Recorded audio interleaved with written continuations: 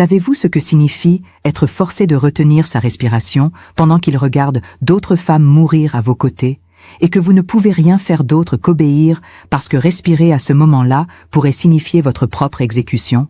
Moi, je le sais. J'ai passé des mois entiers à l'intérieur d'un bloc où l'air était empoisonné volontairement, où des médecins allemands en blouse blanche nous traitaient comme des rats de laboratoire, où chaque inspiration pouvait être la dernière si vous désobéissiez à l'ordre qui résonnait dans les couloirs de béton glacé. Retiens ton souffle. Retenez votre respiration. Je m'appelle Noël Carrière, j'ai 83 ans, et pendant plus de 60 ans, j'ai gardé le silence sur ce que j'ai vu, ce que j'ai subi, et comment j'ai survécu à l'une des expériences médicales les plus brutales menées par la SS nazie en territoire français occupé. Aujourd'hui, pour la première fois, je vais tout raconter, parce que porter ce poids seul a failli me tuer davantage qu'eux n'ont réussi à le faire. C'était en mars 1943, lorsqu'ils ont frappé à la porte de notre appartement à Reims, dans le nord-est de la France. Je venais d'avoir 20 ans 3 semaines auparavant. Ma mère était dans la cuisine en train de préparer une soupe maigre de pommes de terre et d'oignons. Tout ce que nous pouvions acheter avec les tickets de rationnement. Je travaillais dans une petite parfumerie de la rue de Vesle, vendant des flacons de lavande et d'eau de rose aux rares clientes qui avaient encore de l'argent pour ce genre de luxe. L'occupation allemande durait déjà depuis 3 ans, mais à Reims, nous maintenions encore une fragile illusion de normalité. Les boutiques ouvraient. Les gens se saluaient dans la rue. La cathédrale gothique se dressait toujours, imposante, comme si elle pouvait nous protéger par sa seule présence. Mais la vérité, c'est que nous vivions sous un régime qui décidait qui pouvait vivre et qui pouvait mourir avec la même froideur qu'on choisit le menu du jour. Quand j'ai ouvert la porte ce matin froid, il y avait 2 officiers allemands et une femme française d'âge mûr avec une sacoche en cuir sous le bras. Elle ne m'a pas regardé dans les yeux lorsqu'elle a prononcé mon nom complet, Noël Marie Carrière, née en février 1923. Elle a dit que j'avais été sélectionnée pour un programme de travail obligatoire qui bénéficierait à la fois à la France et au Reich. Ma mère est apparue derrière moi, tenant encore la cuillère en bois mouillé. Elle a demandé ce qui se passait. La femme française a répondu avec un sourire mécanique que j'aurais un logement, de la nourriture et des soins médicaux appropriés, et que ma famille recevrait une protection spéciale pendant que j'accomplirais mon devoir. Protection spéciale. Ce sont les mots qu'ils ont utilisés, comme si c'était un privilège, comme si nous devions les remercier. Ils ne m'ont pas donné le temps de faire une valise. Ils ont dit que tout ce dont j'avais besoin serait fourni à destination.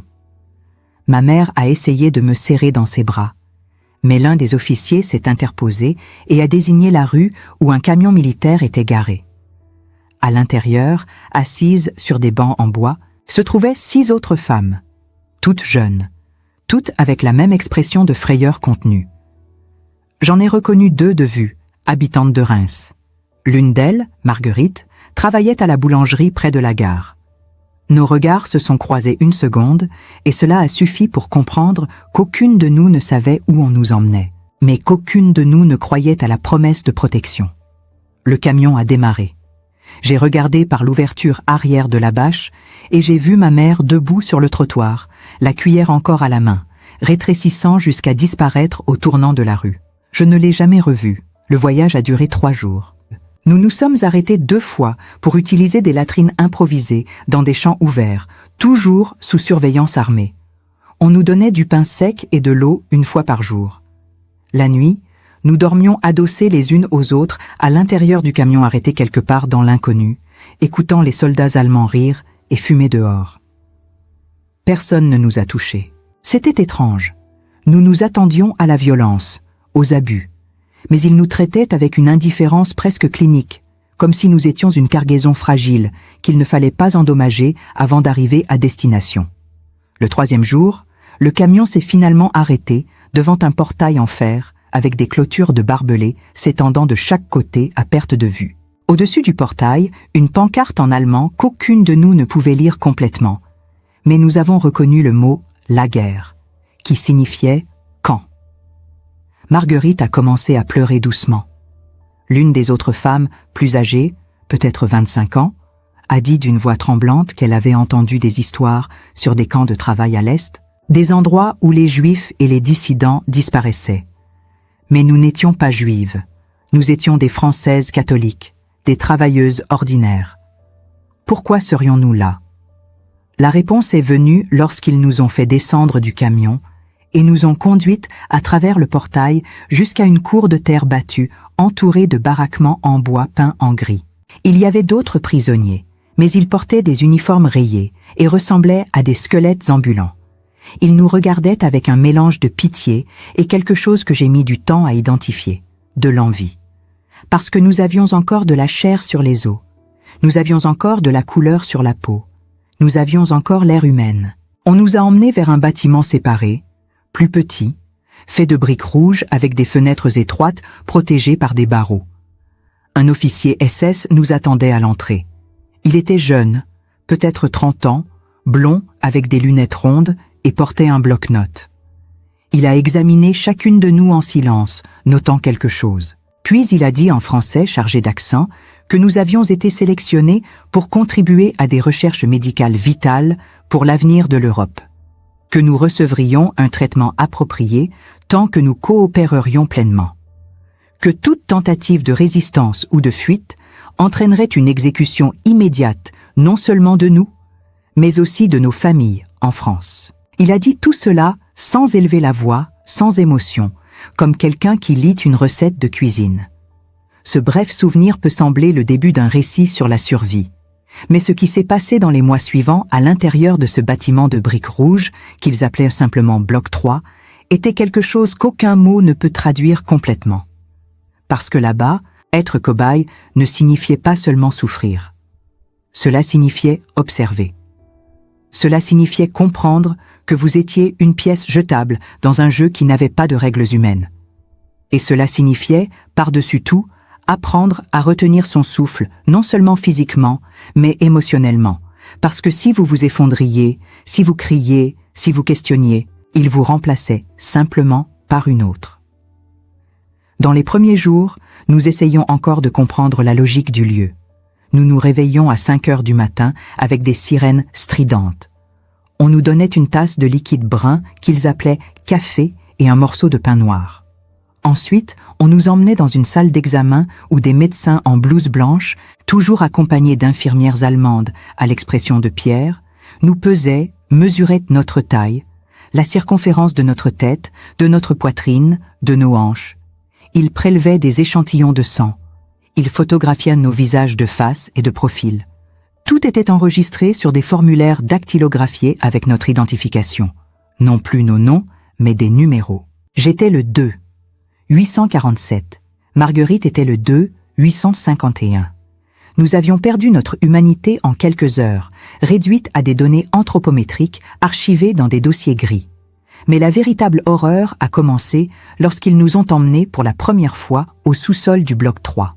Nous avons descendu un escalier en béton raide et mal éclairé jusqu'à un couloir étroit qui sentait le formol et quelque chose d'autre, une odeur douceâtre et putride qui collait à la gorge.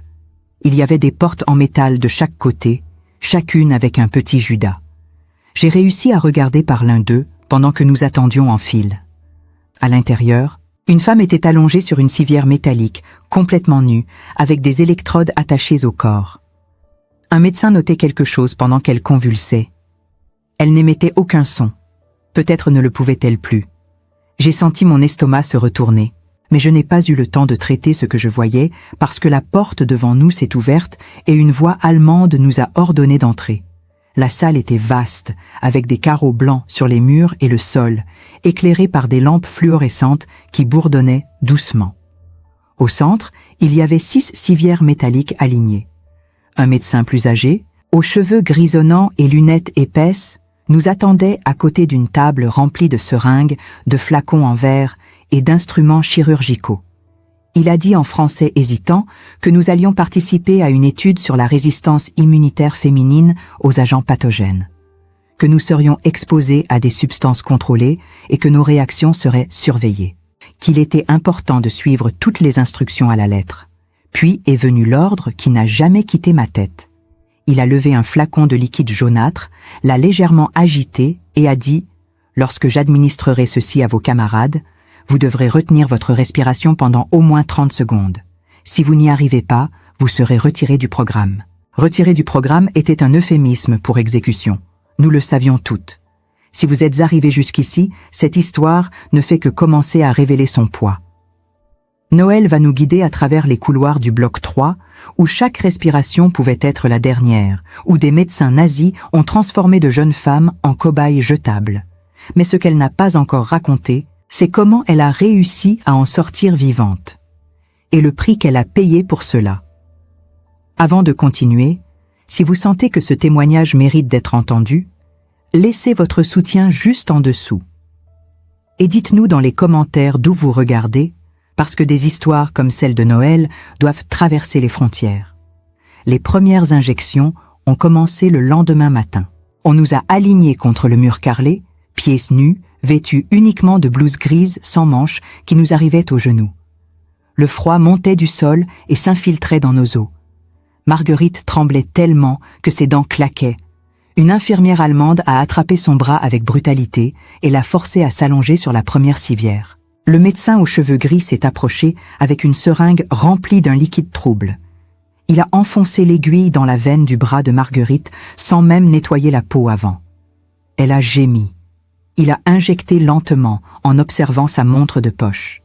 Puis, il s'est tourné vers nous et a dit « Maintenant, retenez votre souffle, toutes, 30 secondes.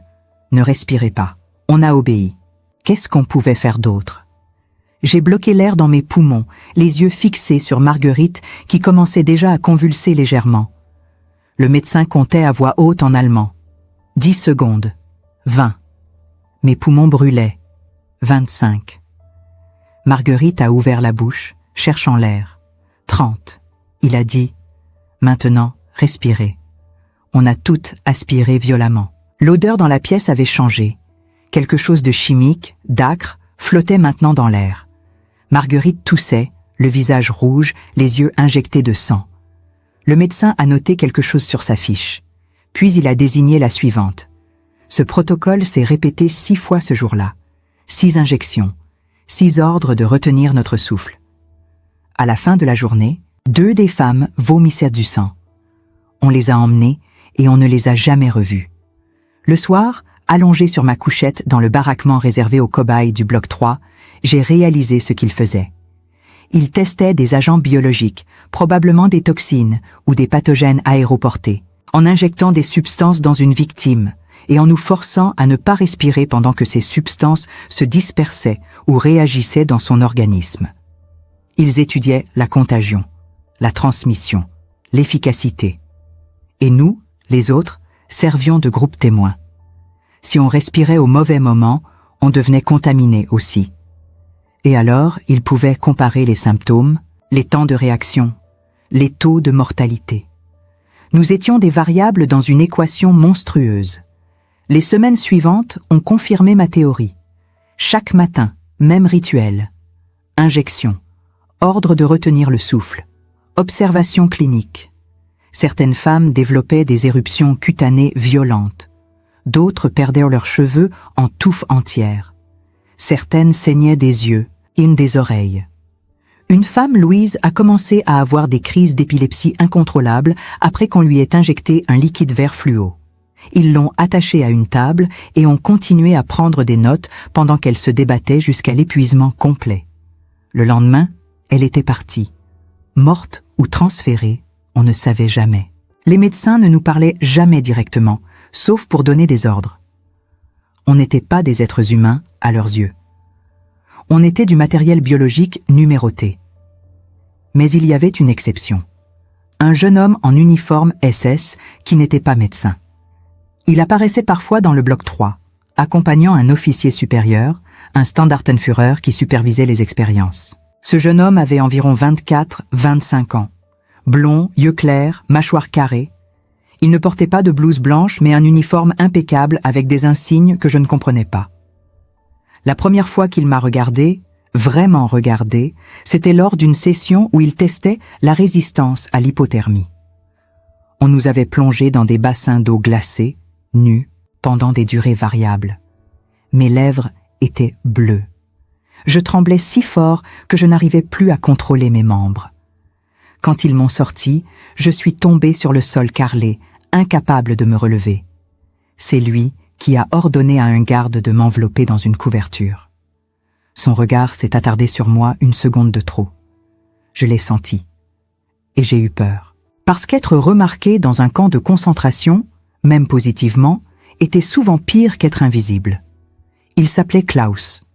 J'ai appris son prénom des semaines plus tard, quand il a commencé à venir seul au bloc 3, tard le soir, sous prétexte de vérifier les registres médicaux. Mais il ne vérifiait rien. Il venait me voir. Il restait debout devant ma cellule, les mains derrière le dos, et me regardait sans dire un mot. Au début, je ne réagissais pas. Je fixais le mur, mais une nuit, il a murmuré en français hésitant « Tu ne mérites pas d'être ici ». Je n'ai pas répondu. Qu'est-ce que je pouvais dire? Évidemment que je ne méritais pas d'être là. Aucune de nous ne le méritait. Mais lui, il faisait partie du système qui nous y avait mises. Pourtant, quelque chose a changé après cette nuit. Les médecins ont commencé à m'injecter des doses plus faibles. Mes prises de sang devenaient moins fréquentes. On me donnait des rations légèrement plus importantes. Je ne comprenais pas pourquoi jusqu'au jour où Klaus est entré dans ma cellule avec une chaise pliante et s'est assis en face de moi. Il a dit qu'il était le fils du Standartenführer, l'officier qui dirigeait le programme. Que son père était un homme dévoué à la science et à la victoire du Reich, mais qu'il ne voyait pas les prisonniers comme des êtres humains. Klaus, lui, avait des doutes. Il avait étudié la médecine avant la guerre. Il savait ce qu'on nous faisait, et ça le hantait. Il ne pouvait pas arrêter les expériences. Mais il pouvait, disait-il, me protéger. Si j'acceptais de coopérer, de ne rien dire, de survivre en silence, je ne lui ai pas fait confiance immédiatement. Comment le pourrais-je? Il portait l'uniforme de ceux qui nous torturaient. Mais j'ai vite compris que Klaus était ma seule chance. Sans lui, je finirais comme Marguerite, comme Louise, comme toutes celles qui avaient disparu. Alors j'ai accepté son pacte silencieux. Il falsifiait mes résultats médicaux. Il marquait mes dossiers comme non réactives ou immunisées pour que les médecins perdent l'intérêt pour moi. Il me donnait des vitamines en cachette, volait des stocks destinés aux officiers. Et en échange, je restais vivante. Mais chaque nuit, allongée sur ma couchette, je me demandais quel prix je paierais vraiment pour cette survie. Parce que rien n'est gratuit en temps de guerre. Surtout pas la miséricorde d'un homme en uniforme SS. L'hiver de 1944 a été le plus dur. Le charbon manquait même dans les bâtiments administratifs du camp. Dans le bloc 3, nous gelions. Les femmes mouraient autant des expériences que du froid et de la malnutrition. Nos corps n'étaient pas plus que des squelettes recouverts de peau grise. Mes règles s'étaient arrêtées depuis des mois. Mes cheveux tombaient par poignées chaque matin quand je passais mes doigts tremblants sur mon crâne. Je trouvais des mèches entières sur ma couchette, comme si mon propre corps renonçait peu à peu à toute fonction qui n'était pas strictement nécessaire à la survie immédiate. Mais grâce à Klaus, je recevais encore juste assez de nourriture pour ne pas sombrer complètement dans l'état de mort vivante que j'observais chez les autres prisonnières. Un supplément de pain ici, une pomme de terre bouillie là. Des rations microscopiques qui faisaient pourtant toute la différence entre tenir debout et s'effondrer. Les autres prisonnières avaient commencé à me regarder différemment, avec méfiance, avec une suspicion grandissante qui créait autour de moi un vide glacial, plus froid encore que les courants d'air qui s'infiltraient par les fissures des murs. Elles savaient que quelque chose me protégeait, quelqu'un. Certaines m'évitaient complètement, détournant le regard quand je passais près d'elles dans le couloir. D'autres murmuraient dans mon dos dès que je tournais les talons, leur voix basse mais suffisamment audible pour que je saisisse des bribes de leurs accusations. Une femme en particulier, Simone, m'a directement confrontée un soir dans le baraquement. Elle s'est plantée devant moi, les poings serrés, les yeux brillants de colère et de désespoir mêlés, et m'a accusée de coucher avec un officier SS pour obtenir des privilèges. Ces mots ont claqué comme des gifles dans l'air vicié de notre prison. Je ne lui ai pas répondu. Comment aurais-je pu? Qu'est-ce que j'aurais dit? La vérité était infiniment plus complexe et plus sombre que ce qu'elle imaginait. Ce n'était pas du désir, ce n'était pas de la collaboration volontaire. C'était de la survie brute, instinctive, honteuse. C'était le calcul silencieux d'une femme qui comprenait que refuser l'intérêt d'un homme en uniforme signifiait la mort certaine. Klaus venait me voir presque chaque soir maintenant. Il descendait les escaliers qui menaient au sous-sol du bloc 3 tard dans la nuit, quand les autres gardes étaient occupés ailleurs ou endormis. Ses bottes résonnaient sur le béton avec un rythme que j'en étais venu à reconnaître instinctivement, comme un animal qui identifie le pas de son propriétaire. Il apportait parfois du pain blanc, du vrai pain avec une croûte dorée et une mie moelleuse, pas cette pâte noire et dure comme de la pierre qu'on nous distribuait le matin. Il apportait aussi parfois une pomme, un morceau de fromage, une fois même un petit carré de chocolat qui avait fondu légèrement dans sa poche. Ces cadeaux me sauvèrent la vie physiquement, mais ils me détruisaient moralement. Chaque bouchée que je prenais avait le goût de la trahison envers celles qui mouraient de faim autour de moi. Il s'asseyait sur un tabouret métallique qu'il traînait depuis le couloir et parlait. De son enfance à Munich, dans une grande maison bourgeoise près du jardin anglais.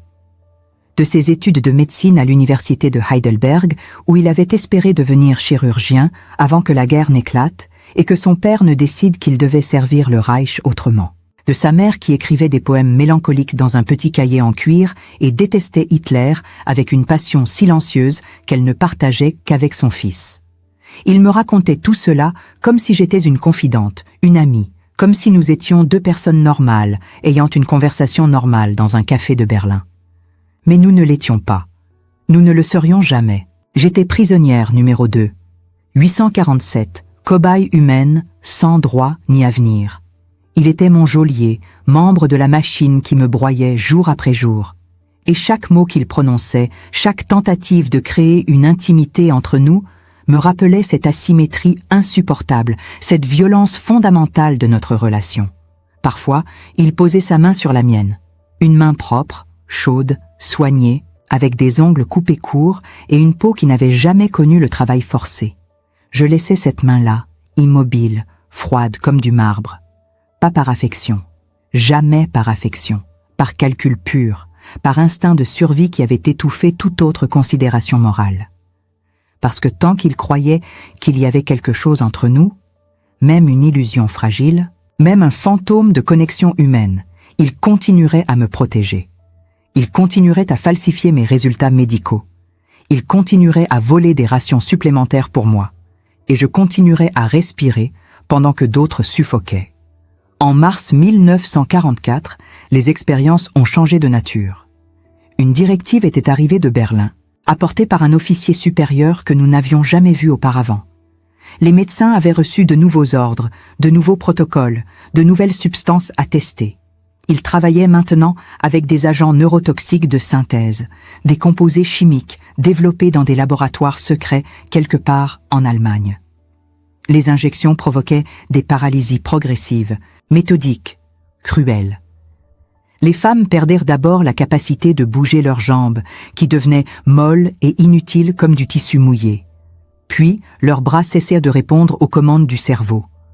Puis, leurs muscles respiratoires commençaient à faiblir, à se relâcher, à abandonner leurs fonctions vitales. Elles mouraient lentement, horriblement, conscientes jusqu'au dernier instant, étouffées de l'intérieur par leur propre corps qui se retournait contre elles. C'était insoutenable à regarder même pour celles d'entre nous qui avions déjà tant vu. Même les gardes SS semblaient mal à l'aise, détournant parfois le regard quand les convulsions devenaient trop violentes. Mais les médecins continuaient, méthodiques, détachés, remplissant leur formulaire avec la même froideur qu'un comptable, vérifiant des colonnes de chiffres. Un jour de la fin mars, alors que la neige fondait enfin dehors et que l'air commençait à perdre son mordant glacial, ils ont sélectionné une nouvelle prisonnière pour les tests neurotoxiques. Une fille qui venait d'arriver la veille dans un convoi en provenance de Paris. Elle avait à peine 17 ans, peut-être même moins, avec un visage encore rond d'adolescente et des yeux immenses remplis d'une terreur qu'elle n'essayait même pas de cacher. Elle s'appelait Anaïs. Je l'avais entendue pleurer toute la nuit dans la couchette au-dessus de la mienne, des sanglots étouffés qu'elle tentait vainement de contrôler. Quand ils sont venus la chercher ce matin-là, elle tremblait si violemment qu'elle pouvait à peine marcher. Ils ont dû la soutenir par les bras pour la faire descendre jusqu'à la salle d'expérimentation. Elle pleurait en silence quand ils l'ont attachée à la civière métallique avec des sangles en cuir qui mordèrent sa chair maigre. Le médecin aux cheveux gris, celui qui dirigeait le programme neurotoxique, a préparé la seringue avec des gestes précis, professionnels, complètement dénués de toute émotion humaine. Il a tapé sur le cylindre en verre pour faire remonter les bulles d'air, puis a approché l'aiguille du bras d'Anaïs. Et puis, Klaus est entré dans la salle. Il n'était pas censé être là. Ce n'était pas son horaire habituel, mais il était là, en uniforme impeccable, les cheveux parfaitement peignés, le visage pâle et tendu. Il a regardé Anaïs attachée sur la civière. Il a regardé la seringue dans la main du médecin.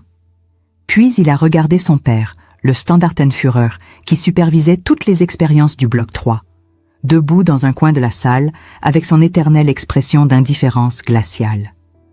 Klaus a dit quelque chose en allemand. Rapidement, avec une urgence que je ne lui avais jamais entendue auparavant. Son père a froncé les sourcils, irrité par l'interruption. Ils ont échangé des mots secs, hachés, dans une langue que je ne comprenais pas, mais dont je saisissais parfaitement la tension. Le ton de Klaus montait. Celui de son père restait bas, mais dur comme de l'acier. D'autres officiers présents dans la salle ont commencé à regarder dans leur direction. Le médecin aux cheveux gris a posé sa seringue et attendait, impassible. Finalement, après ce qui m'a semblé une éternité, mais n'a probablement duré que quelques minutes, le Standartenführer a fait un geste impatient de la main et a ordonné quelque chose d'une voix tranchante. Ils ont détaché Anaïs de la civière. La fille ne comprenait pas ce qui se passait. Elle regardait autour d'elle avec des yeux hagards, incapable de croire qu'on la libérait. Puis le Standartenführer a désigné une autre prisonnière. Simone. Celle qui m'avait accusée. Celle qui avait compris avant toutes les autres que j'étais protégée. 2 gardes l'ont saisie par les bras alors qu'elle se débattait faiblement, trop affaiblie par la malnutrition pour offrir une véritable résistance. Ils l'ont traînée jusqu'à la civière encore chaude du corps d'Anaïs et l'ont attachée à la place. Simone ne pleurait pas. Elle ne suppliait pas. Elle m'a simplement regardé. Une seule fois. Un seul regard, long et profond, qui traversait toute la distance entre nous. Et dans ses yeux, j'ai vu la vérité entière, nue, insupportable. Elle savait que Klaus m'avait protégée encore une fois, indirectement, en sauvant Anaïs, pour démontrer à son père qu'il possédait encore un semblant d'humanité, qu'il pouvait encore s'opposer même symboliquement à la machine de mort. Mais ce semblant d'humanité, cette micro-rébellion pathétique, avait coûté la vie de Simone.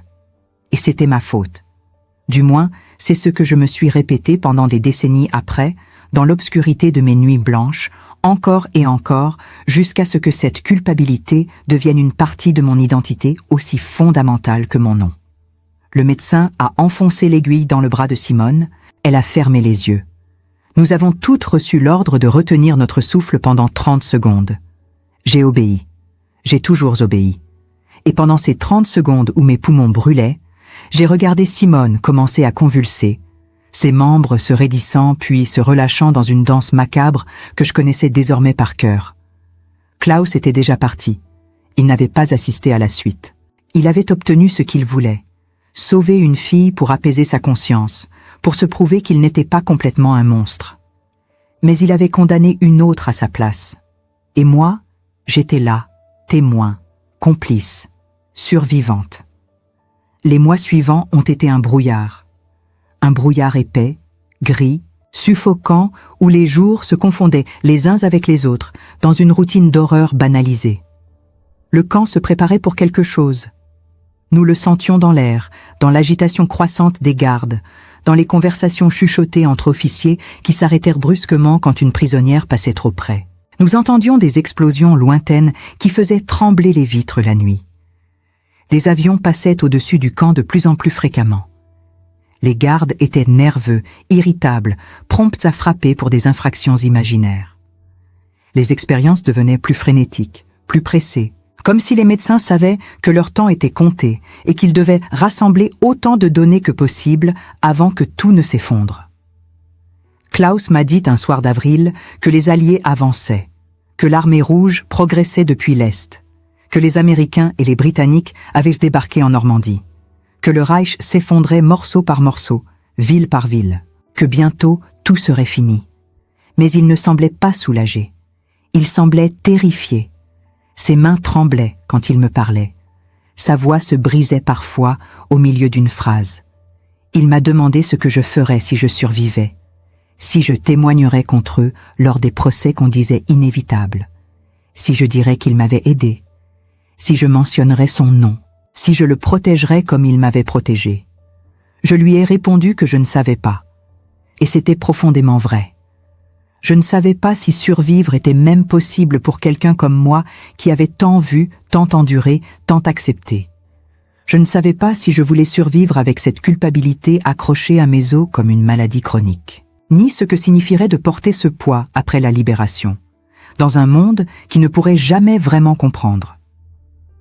Quand je suis revenu à Reims en juin 1945, la ville était méconnaissable.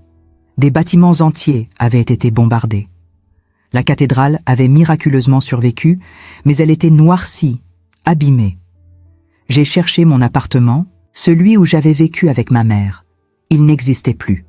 Un cratère de bombe à la place. Les voisins m'ont dit que ma mère était morte en 1944, lors d'un raid aérien, qu'elle ne s'était jamais remise de mon départ, qu'elle passait ses journées à la fenêtre, attendant mon retour. J'ai pleuré pour la première fois depuis mon arrestation. Pas seulement pour elle, pour tout ce que j'avais perdu. Ma jeunesse, mon innocence, ma capacité à respirer sans penser à cet ordre. Retiens ton souffle. Je me suis installée à Lyon sous mon faux nom, Marie Dupont. J'ai travaillé comme serveuse, puis vendeuse dans une mercerie. J'ai appris à sourire à nouveau, à faire semblant d'être normale. Mais la nuit, les cauchemars venaient. Je revoyais les visages des femmes du bloc 3. J'entendais leurs cris. Je sentais l'odeur du formol et de la mort. Je me réveillais en sueur, incapable de respirer, comme si mon corps avait mémorisé cet ordre maudite et la rejouait encore et encore. J'ai consulté des médecins. Ils m'ont dit que je souffrais de troubles nerveux, typiques chez les rescapés de la guerre. Ils m'ont prescrit des calmants. Ça n'a rien changé. En 1950, j'ai épousé un homme bon, Marcel. Il travaillait dans une imprimerie. Il ne posait pas de questions sur mon passé. Je lui ai dit que j'avais perdu ma famille pendant la guerre et qu'il valait mieux ne pas en parler. Il a respecté ça. On a eu une vie tranquille. Pas d'enfant. Je ne voulais pas. Comment aurais-je pu mettre au monde un enfant après ce que j'avais vu? Après ce que j'avais laissé faire? Marcel est mort en 1987 d'une crise cardiaque. Et je me suis retrouvée seule avec mon secret. Pendant toutes ces années, je n'avais jamais parlé du bloc 3. Je n'avais jamais témoigné lors des procès. Je n'avais jamais contacté les associations de survivants. J'avais trop peur. Peur qu'on découvre que j'avais survécu grâce à un officier SS. Peur qu'on me juge, qu'on me traite de collaboratrice. Alors, je me suis tue. Et ce silence m'a dévoré de l'intérieur pendant des décennies. En 2003, j'ai reçu la visite d'un historien qui travaillait sur les expériences médicales nazistes. Il avait retrouvé ma trace grâce à des archives déclassifiées. Il savait que j'avais été prisonnière au bloc 3. Il voulait que je témoigne pour son livre. J'ai refusé. Mais il a laissé sa carte. Pendant des mois, j'ai regardé cette carte posée sur ma table de nuit. Et puis un jour, en 2004, j'ai appelé. J'avais 81 ans. J'étais fatiguée de porter ce poids seule. J'ai accepté de lui raconter tout. Pas pour me racheter.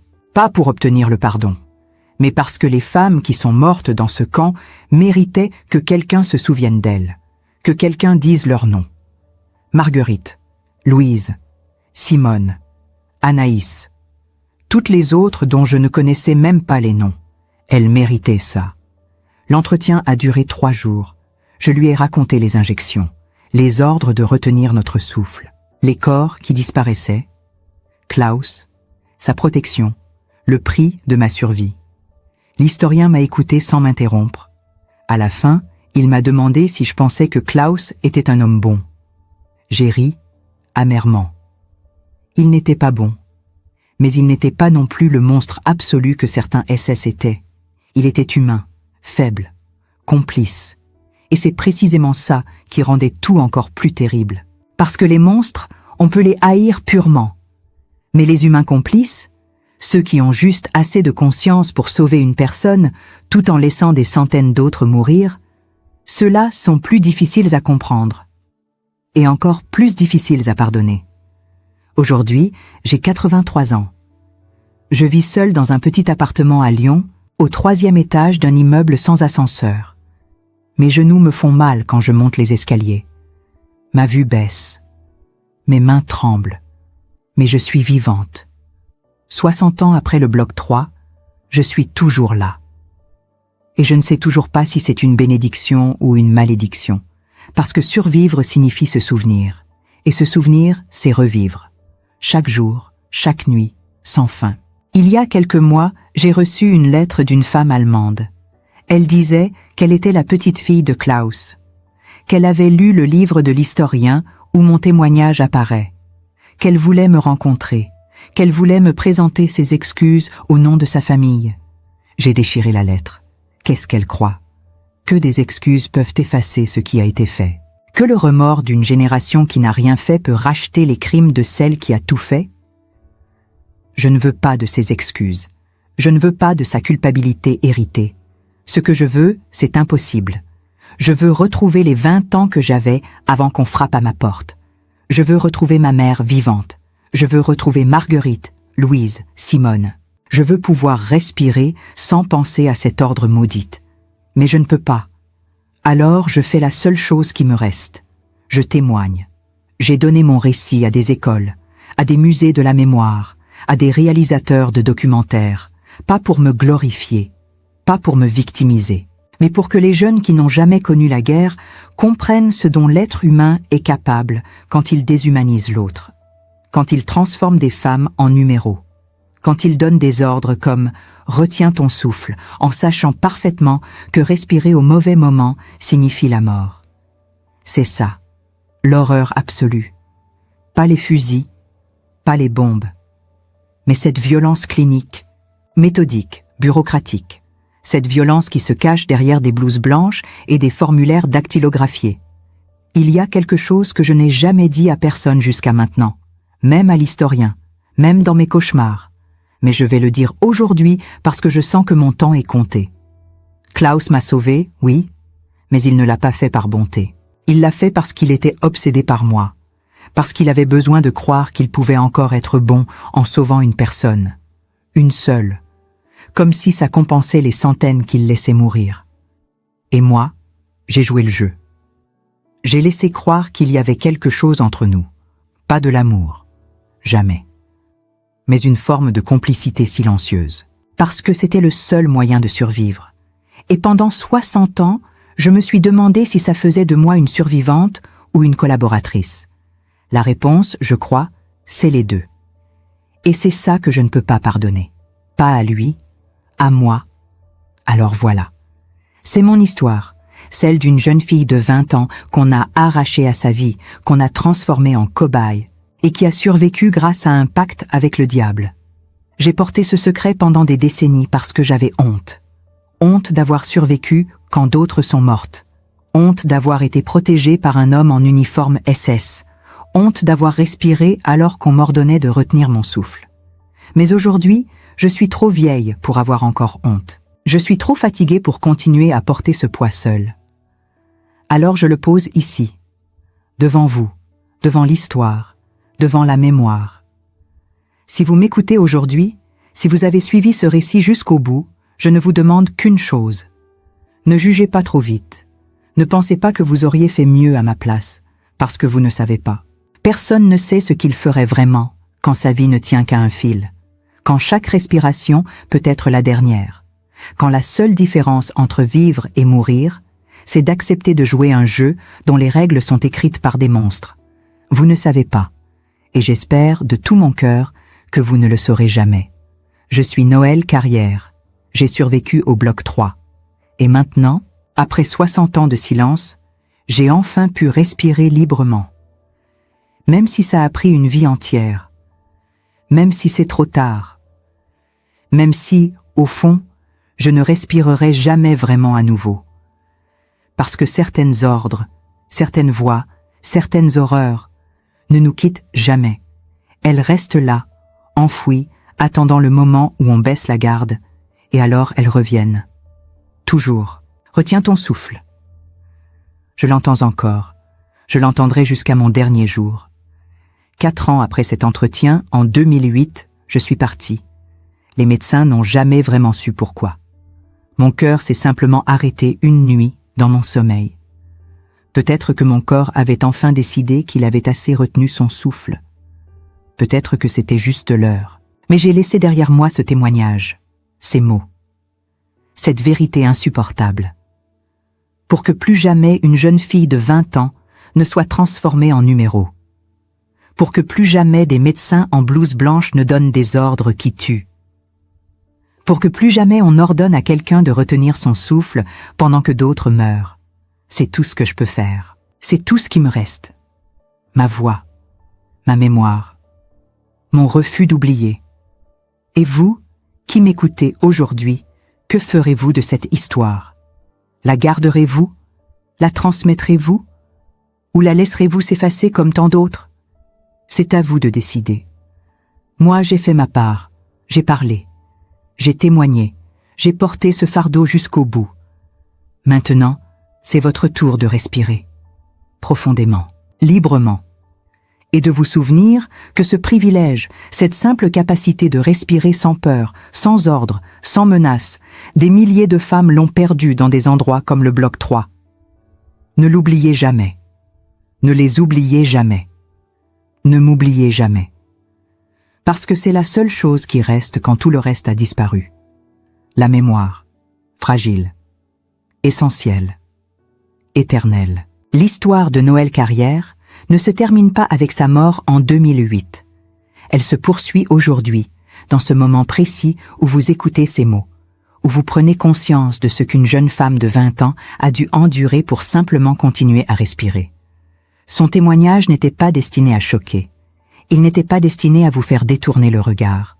Il était destiné à vous forcer à regarder en face ce que l'humanité est capable de faire quand elle déshumanise l'autre, quand elle transforme des êtres humains en numéros, en cobayes, en matériel biologique.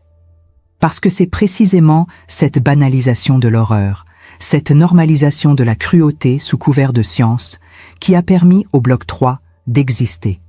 Et c'est cette même banalisation qui, si nous ne restons pas vigilants, pourrait permettre à d'autres horreurs de naître demain.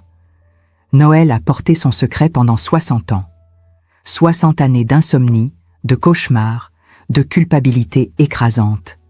Elle s'est mariée, elle a travaillé, elle a souri aux voisins dans la rue. Mais chaque nuit, elle retournait dans ce sous-sol carrelé de blanc où l'odeur du formol se mêlait aux cris étouffés des mourantes. Chaque nuit, elle entendait encore cet ordre glacial. « Retiens ton souffle ». Elle a survécu physiquement, oui, mais émotionnellement, psychologiquement. Une partie d'elle est restée enfermée dans le bloc 3 jusqu'à son dernier souffle.